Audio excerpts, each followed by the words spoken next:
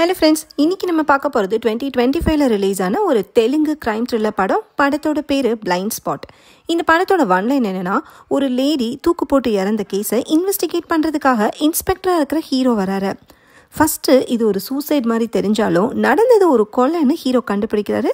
இந்த கேஸில் விக்டிமோட ஹஸ்பண்டோட தம்பி, வீட்டில் வேலை செய்கிற சர்வன்ட் லேடின்னு பல சஸ்பெக்ட்ஸ் இருக்காங்க. கிளைமேக்ஸ் ட்விஸ்ட்டை பார்த்தீங்க, நம்ம தலையை வெடிச்சிடும். இப்படி ஒரு சிக்கலான கேஸை ஹீரோ எப்படி சால்வ் பண்ணுறாரு, கில்லர் யாருன்னு இந்த வீடியோவில் டீட்டெயிலாக பார்க்கலாம். நீங்கள் கிரைம் த்ரில்லர் மூவி ஃபேன்ஸ்னால் மறக்காமல் வாய்ஸ் ஆஃப் விஷா சேனலை சப்ஸ்கிரைப் பண்ணி வச்சுக்கோங்க. படத்தோட ஓப்பனிங் சீனில் ஒரு ஃபேமிலியை காட்டுறாங்க. ஹஸ்பண்டோட பேர் ஜெயராம், ஒய்ஃப் பேர் திவ்யா. இவங்களுக்கு ஒரு குழந்தை இருக்குது. வீட்டு வேலை பார்க்குறதுக்கு ஒரு சர்வன்ட் லேடியும் இருக்காங்க. ஹஸ்பண்டுக்கும் திவ்யாவுக்கும் ஒரு அண்டர்ஸ்டாண்டிங்கே இல்லை. அடிக்கடி சண்டை போட்டுக்கிட்டே இருக்காங்க. ஒரு நாள் ஹஸ்பண்ட் வெளியே போகிறப்ப திவ்யா எங்கே போகிறீங்க, எதுக்கு போகிறீங்கன்னு ஹஸ்பண்ட் மேலே சந்தேகப்பட்டு சண்டையை ஸ்டார்ட் பண்ணுறாங்க. ஹஸ்பண்ட் ஒரு விசிட்டிங் கார்டை கொடுத்து இந்த சைக்கியாட்ரிஸ்ட்டை போய் பாருன்னு சொல்லவும் திவ்யா கூட கொஞ்சம் டென்ஷன் ஆகி வாய்க்கு வந்தபடிலாம் பேச ஆரம்பிக்கிறாங்க. இதை பார்த்துட்டு இருந்த சர்வன்ட் லேடி திவ்யாவை சமாதானப்படுத்த ட்ரை பண்ணுறாங்க. திவ்யா கோவப்பட்டு சர்வன்ட் லேடி அடிக்க அதை பார்த்த ஹஸ்பண்டு திவ்யாவை அடிச்சுட்டு வெளியே போயிடுறாரு. அடுத்த சீனில் குழந்தை அழுதுகிட்டே இருக்கு. திவ்யா வந்து தூக்கவே இல்லை. அந்த சத்தத்தை கேட்டு சர்வன்ட் லேடி தான் வந்து குழந்தைய தூக்கிட்டு திவ்யாவோட ரூமுக்கு போகிறாங்க. குழந்தை அழுகுதுமான்னு சொல்லி திவ்யா கூப்பிட்டு பார்க்குறாங்க. எந்த ரெஸ்பான்ஸும் இல்லை. அதனால் சர்வன்ட் லேடியே டோரை ஓப்பன் பண்ணி உள்ளே போகிறாங்க. பார்த்தா திவ்யா தூக்கில் தொங்கிட்டு இருக்காங்க. ஷாக்கான சர்வன்ட் லேடி போலீஸ்க்கு இன்ஃபார்ம் பண்ணவும் ஒரு இன்ஸ்பெக்டரும் கான்ஸ்டபிளும் அங்கே வராங்க. இன்ஸ்பெக்டரோட பேர் விக்ரம். இவர் தான் இந்த படத்தோட ஹீரோ. திவ்யாவோட பாடியை ஹீரோ பார்க்குறாரு. அந்த ரூமில் ஏதாவது எவிடன்ஸ் கிடைக்குதான்னு செக் பண்ணுறப்ப ஜுவல்ஸில் இருக்கிற சின்ன ஸ்டோன் பீஸ் மாதிரி ஒன்று தரையில் கிடக்குது. அதை ஹீரோ எடுத்து எவிடன்ஸ் கவரில் போட்டு வைக்கிறாரு. சர்வன்ட் லேடி கிட்டேருந்தே இன்வெஸ்டிகேஷனை ஸ்டார்ட் பண்ணுறாரு. இவ்வளோ நேரம் எங்கே இருந்தீங்க, என்ன பண்ணீங்கன்னா ஹீரோ கேட்க, கிச்சனில் வேலை பார்த்துட்டு இருந்ததா சர்வன்ட் லேடி சொல்கிறாங்க. அவங்களோட கண்ணும் செவந்து போன மாதிரி இருக்கவும் அதை பற்றி ஹீரோ கேட்குறாரு. ஹஸ்பண்டுக்கும் திவ்யாவுக்கும் நடந்த சண்டையை பற்றி சர்வன்ட் லேடி சொல்கிறாங்க. ஹஸ்பண்டு மும்பை போகிறதுக்காக ஏர்போர்ட்டுக்கு கிளம்பிட்டாருன்னு தெரிஞ்சதுமே ஹீரோ அவரோட நம்பரை வாங்கி கால் பண்ணுறாரு. ஸ்விட்ச் ஆஃப்னு வருது. இப்போ மழை பெய்யறனால ஃப்ளைட்ஸ் டிலே ஆயிருக்க சான்சஸ் இருக்குது. ஸோ கான்ஸ்டபிளை கூப்பிட்டு ஏர்போர்ட்டுக்கு கால் பண்ணி ஹஸ்பண்ட்க்கு இன்ஃபார்ம் பண்ண சொல்கிறாரு. அப்படியே ஃபாரன்சிக் டீமுக்கும் இன்ஃபார்ம் பண்ண சொல்கிறாரு. இது ஒரு சூசைட் இல்லை, மர்டர்னு ஹீரோக்கு தோணுது. திவ்யாவுக்கு ஃபேமிலி ரிலேட்டிவ்ஸ்னு யாருமே இல்லை. ஹஸ்பண்டுக்கு ஒரு தம்பி இருக்காரு. அவரோட பேர் ஆதித்யா. அப்படியே கட் பண்ணி ஆதித்யாவை காட்டுறாங்க. இவர் நேஷனல் இன்டெலிஜென்ஸ் ஏஜென்சியில் ட்ரெயினியாக இருக்காரு. தன்னோட அண்ணி இறந்த தகவல் கிடைக்கவுமே உடனே கிளம்பி வீட்டுக்கு வராரு.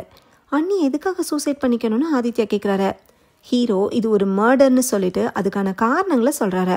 தூக்கு போட்டவங்களுக்கு பிளட் சர்க்குலேஷன் ஸ்டாப் ஆகி ஃபேஸ் கருத்து போயிருக்கும். ஆனால் இவங்க விஷயத்தில் அப்படி நடக்கலை. காலில் ஒரு காயம் இருக்குது. அப்படின்னா சூசைட்காக யூஸ் பண்ண ஸ்டூலில் ரத்தக்கரை இருந்திருக்கணும். அதுவும் இல்லை. கழுத்தில் கீர்ன மாதிரி காயம் இருக்குது. ஸோ யாரோ அட்டாக் பண்ணிக்காங்க. இத்தனையும் வச்சு தான் இது சூசைட் மாதிரி செட்டப் பண்ண ஒரு கொலைன்னு ஹீரோ முடிவுக்கு வந்திருக்காரு. ஹீரோ இதை சொன்னதுமே சர்வன்ட் லேடி ஒரு விஷயத்த சொல்கிறாங்க.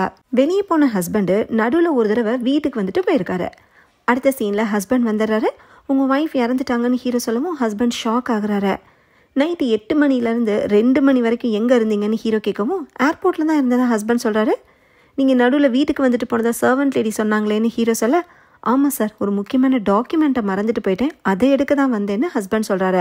ஸோ அந்த கேப்பில் ஹஸ்பண்ட்க்கும் திவ்யாவுக்கும் சண்டை அதிகமாகி கொலை நடந்திருக்கணும் அப்படிங்கிற ஆங்கிளில் ஹீரோ யோசிக்கிறாரு. ஆனால் ஹஸ்பண்டு தான் வீட்டுக்கு வந்து டாக்குமெண்ட்டை எடுத்துகிட்டு 2 நிமிஷத்தில் கிளம்பிட்டு தான் சொல்கிறாரு. இது உண்மைதானான்னு சிசிடிவி ஃபுட்டேஜை செக் பண்ணுறாங்க. ஹஸ்பண்ட் சொன்ன மாதிரியே 2 மினிட்ஸில் கிளம்பிட்டாருன்னு கன்ஃபார்ம் ஆகுது. இந்த 2 நிமிஷத்தில் எங்கள் அண்ணன் கொலை பண்ணிக்க முடியாதுன்னு ஆதித்யாவும் சொல்கிறாரு. ஸோ திவ்யாவை கொலை பண்ணது ஹஸ்பண்டில். பாடியை ஃபஸ்ட்டு பார்த்தது என்னமோ சர்வன்ட் லேடி தான். ஸோ அவங்கக்கிட்டே ஹீரோ மறுபடியும் விசாரிக்கிறாரு. சர்வன்ட் லேடி பாடியை பார்த்தது நைட்டு 2 மணிக்கு. போலீஸ்க்கு கால் பண்ணது 2:05க்கு. அதுக்கு முன்னாடியும் பின்னாடியும் வேற யாருக்குமே கால் பண்ணலைன்னு சொல்கிறாங்க. அது எப்படி? சம்மந்தப்பட்டது யாரோ ஹஸ்பண்டு தான். அவருக்கு ஃபஸ்ட்டு கால் பண்ணாமல் போலீஸ்க்கு சர்வன்ட் லேடி கால் பண்ணியிருக்காங்க. ஸோ அதனால் ஹீரோக்கு சந்தேகம் வருது. இப்போ சர்வன்ட் லேடி திருன்னு முழிக்கிறாங்க. உண்மை என்னன்னா, சர்வன்ட் லேடி ஹஸ்பண்டுக்கு தான் ஃபஸ்ட்டு கால் பண்ணி இன்ஃபார்ம் பண்ணியிருக்காங்க. போலீஸ் எது கேட்டாலும் தெரியாதுன்னு சொன்னதே ஹஸ்பண்ட் தான். இந்த விஷயத்த சர்வன்ட் லேடி சொன்னதும் ஹீரோ ஹஸ்பண்ட் பக்கம் திரும்புறாரு. திவ்யா இறந்தது ஏற்கனவே தெரிஞ்சு எதுக்காக ஆக்ட் பண்ணீங்கன்னு ஹீரோ கேட்குறாரு. ஏற்கனவே ஹஸ்பண்டும் திவ்யாவும் மேரேஜ் லைஃப்பில் ஹாப்பியாக இல்லை. அதுவும் இன்னைக்கு ஹஸ்பண்ட் திவ்யா வேற அடிச்சுட்டு போயிருக்காரு. அதான் அவங்க சூசைட் பண்ணிக்கிட்டாங்களோன்னு ஹஸ்பண்ட் நினச்சிருக்காரு. இது போலீஸ்க்கு தெரிஞ்சா கேஸ் ஹஸ்பண்ட் மேலே தானே வரும். அதனால தான் பயந்துட்டாராம். ஒரு வேலைக்காரி எதுக்கு இவ்வளோ ரிஸ்க் எடுத்து போலீஸ்கிட்ட உண்மையை மறைக்கணும்னு ஹீரோக்கு அடுத்த சந்தேகம் வருது. அதுக்கு காரணம் என்னன்னா, ஹஸ்பண்ட்க்கும் சர்வெண்ட் லேடிக்கும் அஃபேர் இருக்கு. அதை சர்வெண்ட் லேடி ஒத்துக்கிறாங்க. நீங்கள் சந்தோஷமாக இருக்கிறதுக்கு திவ்யா இடைஞ்சலாக இருந்தாங்கன்னு அவங்கள கொலை பண்ணிட்டீங்களான்னு ஹீரோ கேட்குறாரு. நாங்கள் கொலை பண்ணல, எங்களை நம்புங்கன்னு 2 பேரும் சொல்கிறாங்க. அப்பா அங்கேருந்து ஒரு ஃபேமிலி ஃபோட்டோவை ஹீரோ பார்க்குறாரு. அதில் ஹஸ்பண்ட் பக்கத்தில் வேற ஒரு லேடியும் குட்டி பையனும் இருக்கான். அது யாருன்னு ஹீரோ கேட்குறாரு. அதுதான் ஹஸ்பண்டோட ஃபஸ்ட்டு ஒய்ஃபு. அவங்க கேன்சரால் இறந்துட்டாங்க. ஹஸ்பண்டுக்கும் ஃபஸ்ட்டு ஒய்ஃப்க்கும் பிறந்தவன் தான் அந்த குட்டி பையன். அவனோட பேர் வினோத். அவன் மாடி ரூமில் தான் இருக்கான்னு சர்வெண்ட் லேடி சொல்லவுமே ஹீரோ போய் அவனை பார்க்குறாரு. அவன் அவங்க அம்மாவோட ஃபோட்டோவை ட்ராயிங் பண்ணிகிட்டு இருக்கான். வினோத் ஒரு ஸ்பெஷல் சைல்டு, யார்கிட்டையும் சரியாக பேச மாட்டான் போல். அவன்கிட்ட ஹீரோ பொறுமையாக பேச்சு கொடுக்குறப்ப ஒரு விஷயத்த சொல்கிறான். என்னன்னா, குழந்தை ரொம்ப நேரமாக அழுதுருக்கு. அந்த சத்தத்தை கேட்டு வினோத் கீழே வந்து பார்த்தப்ப யாருமே இல்லை.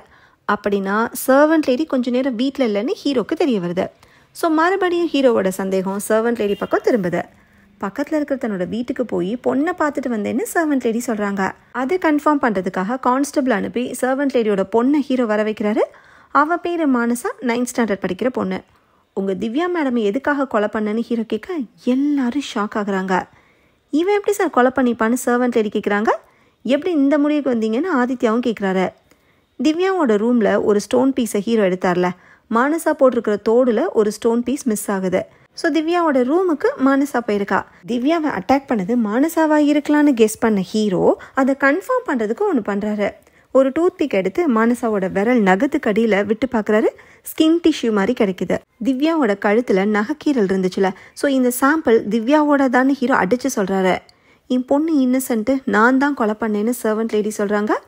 பொண்ணை காப்பாற்றுறதுக்காக இப்படி சொல்கிறாங்கன்னு புரிஞ்சுக்கிட்ட ஹீரோ மானசாவை உண்மையை ஒத்துக்க வைக்கிறதுக்காக கான்ஸ்டபிளை கூப்பிட்டு சர்வெண்ட் லேடியை அரெஸ்ட் பண்ண சொல்லிடுறாரு. அதை பார்த்த மானசா நான் உண்மையை சொல்லிடுறேன்னு சொல்கிறாங்க. அது என்னன்னா, மானசாவோட அப்பா வேறு யாரும் இல்லை, திவ்யாவோட ஹஸ்பண்ட் தான். சின்ன வயசுலேருந்து அப்பா யாருன்னே தெரியாமல் மானசா வளர்ந்துருக்கா.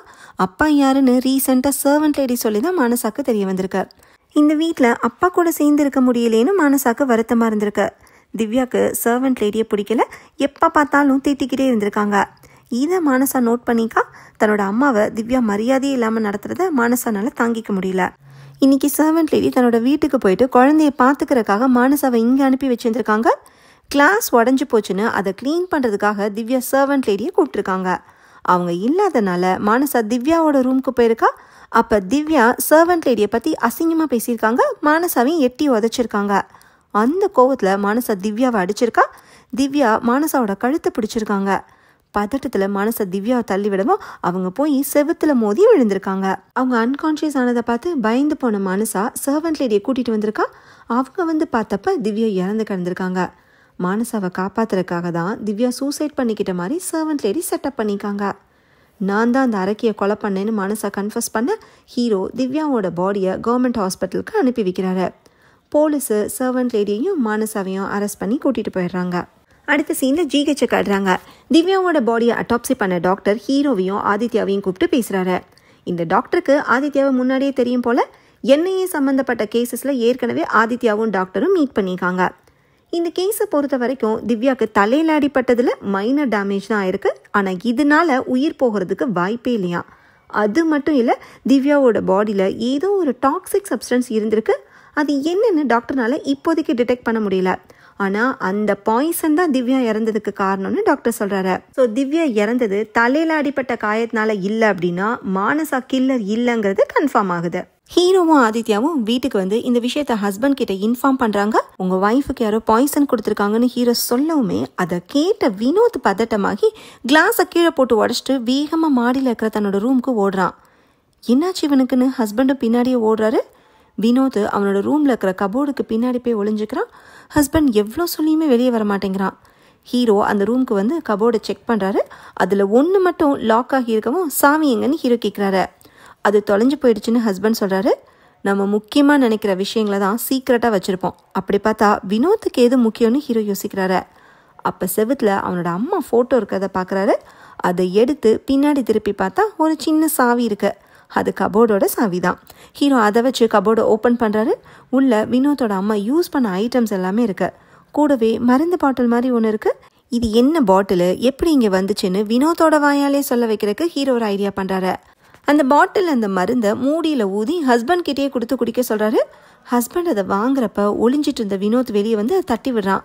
இது என்னதுன்னு ஹஸ்பண்ட் கேட்கவும் வினோத் எதுவுமே சொல்லாமல் அமைதியாக நிற்கிறான். ஹீரோ அவனை கூப்பிட்டு இந்த பாட்டிலில் என்ன இருக்குன்னு கேட்குறப்ப டெத்துன்னு வினோத் சொல்கிறான். என்ன நடந்திருக்குன்னா வினோத் திவ்யாவுக்கு ஜூஸில் இந்த பாய்சனை கலந்து கொடுத்துருக்கான். வினோத்துக்கு அவனோட அம்மா கிட்டேருந்து கிடைச்ச அன்பு அவங்க இறந்ததுக்கு அப்புறம் கிடைக்கல. ஹஸ்பண்ட் 2வது கல்யாணம் பண்ணிக்கிட்ட திவ்யா வினோத்துக்கு அம்மாவாக நடந்துக்கல. அவங்க தினமும் ஹஸ்பண்ட் கூட சண்டை போட்டுக்கிட்டே இருந்தது வினோத்தோட மனசை பாதிச்சிருக்கு. அதான் அவங்கள கொலை பண்ணுற அளவுக்கு வினோத் யோசிச்சிருக்கான். இவன் கிட்ட எப்படி பாய்சன் பாட்டில் வந்துச்சுன்னா ஒரு நாள் ஹஸ்பண்ட்க்கும் வினோத்தோட அம்மாக்கும் சண்டை வந்தப்ப பாய்சன் குடிச்சு செத்துருவேன்னு அவங்க மிரட்டியிருக்காங்க. அப்போ அந்த பாட்டிலை ஹஸ்பண்ட் தட்டி விட்டுருக்காரு. அதை வினோத் எடுத்து பத்திரமா வச்சுருந்துருக்கான். இது எல்லாத்தையுமே இப்போ வினோத் ஆமான்னு ஒத்துக்கிறான். ஸோ திவ்யாவுக்கு விஷம் கொடுத்து கொலை பண்ணது வினோத்னு தெரிய வருது. அடுத்த சீனில் டாக்டர் ஹீரோக்கு கால் பண்ணி ஒரு முக்கியமான விஷயம்னு வர சொல்கிறாரு. அங்கே ஆதித்யாவும் இருக்காரு. என்ன விஷயம்னா வினோத் வச்சிருந்த பாட்டிலில் பாய்சனே இல்லை, லங் ப்ராப்ளம்க்கு குடிக்கிற ஒரு டானிக்கு. அது ஃபுல் பாட்டில் குடித்தா கூட வாமிட் தான் வருமே தவிர யாருமே சாக மாட்டாங்கன்னு டாக்டர் சொல்கிறாரு. ஸோ திவ்யா இறந்ததுக்கு வினோத் கலந்த மருந்து காரணம் இல்லைன்னு கன்ஃபார்ம் ஆகுது. திவ்யாவோட உடம்புல இந்த டாக்ஸிக் சப்ஸ்டன்ஸ் என்னன்னு டாக்டரால் கண்டுபிடிக்க முடியல. அதனால சாம்பிளை பூனேல இருக்கிற லேபுக்கு அனுப்பியிருக்காரு. அந்த லேப்லேருந்து ரிப்போர்ட்டும் வந்துருச்சு. திவ்யாவோட உடம்புல இருந்தது ஒரு ரேர் ட்ரக். அது ஒரு ஸ்லோ பாய்சன். இது ரத்தத்தில் கலந்து சாகிறதுக்கு 4 to 5 hours எடுக்கும். இதில் ஹைலைட்டான விஷயம் என்னென்னா போஸ்ட்மார்ட்டமில் கூட இந்த ட்ரக்கை டிடெக்ட் பண்ண முடியாது. இவ்வளோ ஈஸியாக கிடைக்காத இப்படிப்பட்ட ஒரு ட்ரக்கை யூஸ் பண்ணி கில்லர் கொலை பண்ணிக்கானா அவன் இன்டெலிஜென்ட்டாக தான் இருக்கணும்னு டாக்டர் சொல்கிறாரு. இப்போ ஹீரோக்கு ஹஸ்பண்ட் கிட்டேருந்து கால் வரவும் அவசரமாக கிளம்பி போகிறாரு. வீட்டில் ஹஸ்பண்டோட நெய்பர் இருக்காரு. என்ன விஷயம்னா அன்றைக்கி நைட்டு நெய்பர் கார் எடுக்கிறதுக்காக வெளியே வந்தப்போ ஹஸ்பண்டோட வீட்டுக்கு பின்னாடி ஒரு ஸ்ட்ரேஞ்சர் நின்றுட்டு இருந்ததை பார்த்துருக்காரு. நெய்பர் அப்பா அதை பெருசாக எடுத்துக்கல, அப்படியே கிளம்பி டெல்லிக்கு போயிட்டாராம். இன்னைக்கு திரும்பி வந்தப்போ தான் திவ்யா இறந்த விஷயமே இவருக்கு தெரிஞ்சிருக்கு. அந்த ஸ்ட்ரேஞ்சருக்கும் திவ்யாவோட டெத்துக்கும் ஏதோ சம்மந்தம் இருக்குமோன்னு நெய்பருக்கு சந்தேகமாக இருக்கு. இருட்டில் அந்த ஸ்ட்ரேஞ்சரோட முகத்தை நெய்பரால் சரியாக பார்க்க முடியல. பிளாக் கலரில் ரெயின் கோட்டும் தொப்பியும் போட்டுட்டு ஃபிட்டாக ஹஸ்பண்டோட ஹைட்டில் இருந்ததா நெய்பர் சொல்கிறாரு. என்னடா அது நம்மளுடைய கம்பேர் பண்ணி அடையாளம் சொல்கிறானேன்னு ஹஸ்பண்ட்க்கு ஷாக்கிங்காக இருக்கு. வேறு ஏதாவது ஞாபகம் இருக்கான்னு ஹீரோ கேட்குறாரு. எங்கள் வீட்டு மாடியில் ஒரு சிசிடிவியில் இருக்குது, அதில் ஒருவேளை ஸ்ட்ரேஞ்சர் கேப்சர் ஆகிருக்கலான்னு நெய்பர் சொல்லவும் எல்லாரும் கிளம்பி அவரோட வீட்டுக்கு போகிறாங்க. அந்த நைட்டு ரெக்கார்டான ஃபுட்டேஜை ப்ளே பண்ணி பார்க்குறாங்க. நைட்டு 10 மணிக்கு மேலே அந்த ஸ்ட்ரேஞ்சர் ஹஸ்பண்டோட வீட்டுக்கு பின்பக்கமாக வந்திருக்கான். லாஃப்ட்டை பிடிச்சி ஏறி ஜன்னல் வழியாக திவ்யாவோட ரூம்குள்ளே நுழைஞ்சிருக்கான். கொஞ்ச நேரம் கழித்து ஜன்னல் வழியாகவே வெளியே வந்து குதிச்சு ஓடிருக்கான்.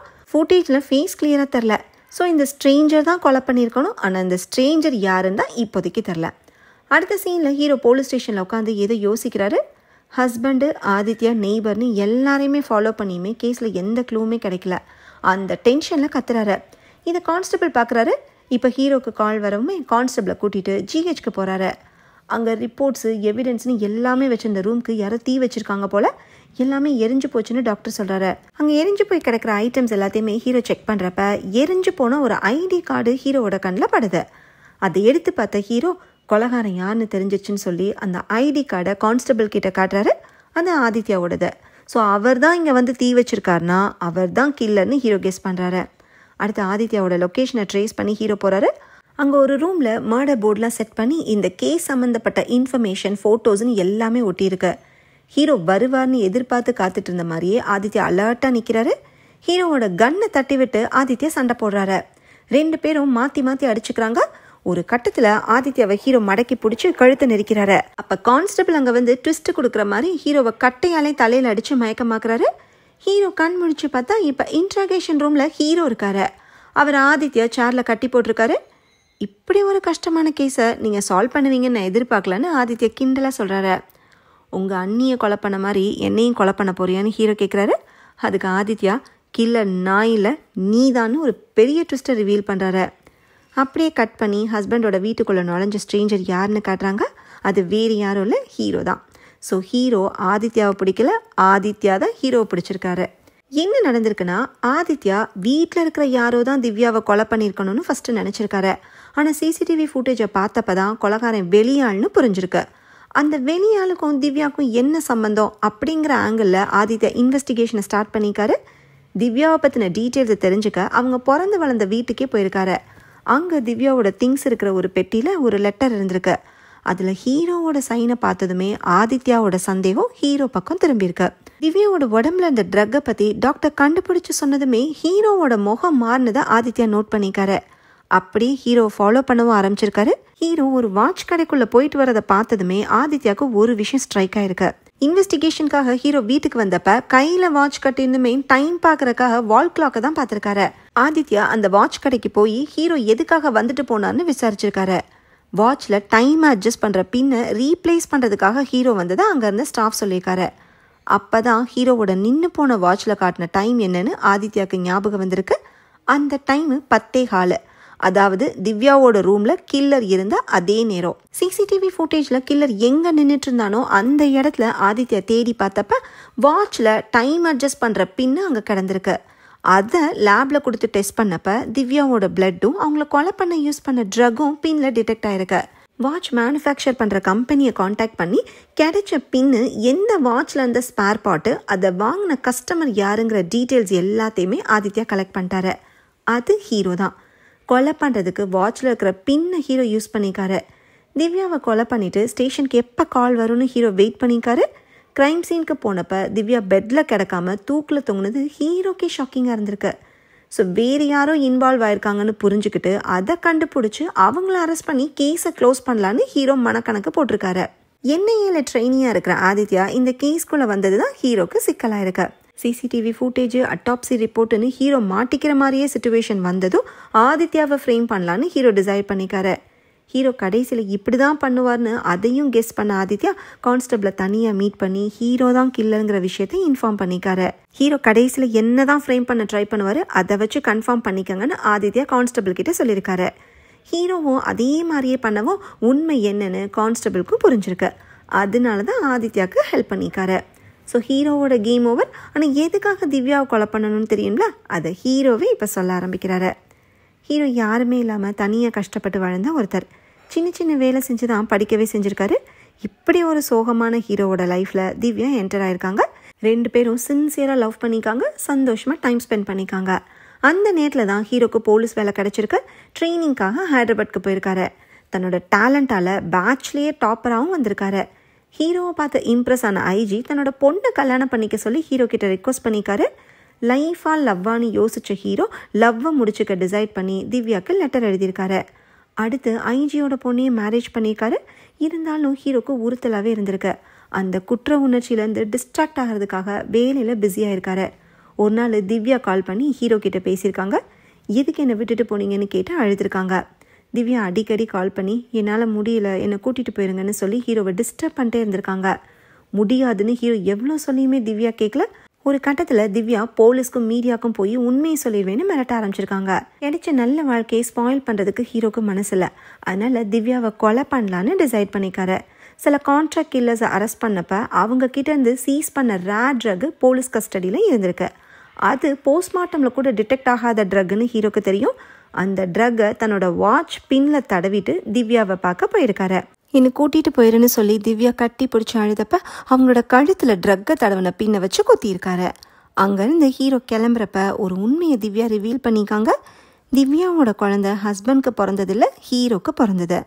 தன்னோட குற்ற உணர்ச்சிக்கு ஒரு முடிவு கட்டுறதுக்காக வந்த ஹீரோ குழந்தை தனக்கு பிறந்ததுன்னு தெரிஞ்சதுமே கூட கொஞ்சம் ஷாக் ஆயிருக்காரு. இனிமேல் வாழ்க்கை ஃபுல்லாக குற்ற உணர்ச்சியோட இருக்க போகிறோன்னு தெரிஞ்சு அங்கேருந்து கிளம்பியிருக்காரு. கிளைமேக்ஸில் ஹீரோவை போலீஸ் அரெஸ்ட் பண்ணி வேனில் கூட்டிகிட்டு போகிறாங்க. அப்போ திவ்யா பக்கத்தில் உட்காந்து பேசுகிற மாதிரி ஹீரோக்கு தோணுது. நம்ம 2 பேரும் சேர்ந்து வாழ்ந்துருந்தா எவ்வளோ நல்லா இருந்திருக்கும்னு திவ்யா சொல்ல ஹீரோ கண் கலங்குறாரு. திவ்யாவை கல்யாணம் பண்ணி குழந்தையோட சந்தோஷமாக இருக்கிற மாதிரி நினச்சி பார்த்துக்கிட்டே போகிறாரு. இதோட படம் முடியுது. ஓகே ஃப்ரெண்ட்ஸ், இந்த மூவி உங்களுக்கு பிடிச்சிருந்தா லைக் பண்ணுங்கள், ஷேர் பண்ணுங்கள், கமெண்ட் பண்ணுங்கள், மறக்காமல் சப்ஸ்கிரைப் பண்ணிடுங்க. தேங்க்யூ.